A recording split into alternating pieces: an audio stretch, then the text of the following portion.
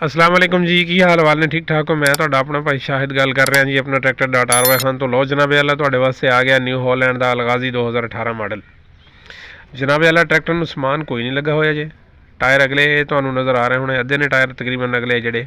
बाकी ट्रैक्टर चलण नू ठीक आ, इंजन वाइज ठीक आ, सेल्फ स्टार्ट आ, बैटरी ओके आ, कागजात इहदे ओके आ, पिछले टायर भी तकरीबन अद्धे ने। बाकी गड्डी नू कोई लश पश नहीं होई जिवें बनया हुंदा उदा नहीं हैगा, जैनुअन कंडीशन च खड़ा। सीट फटा टोकरियां लगियां हुई ने इनू, बाकी हिच ते बंपर नहीं लगा होया। ठीक है जी, मालक डिमांड है जी कर रहे हैं 16.5 लाख रुपये। बाकी चैनल लाइक ते सबसक्राइब लाजमी करियो।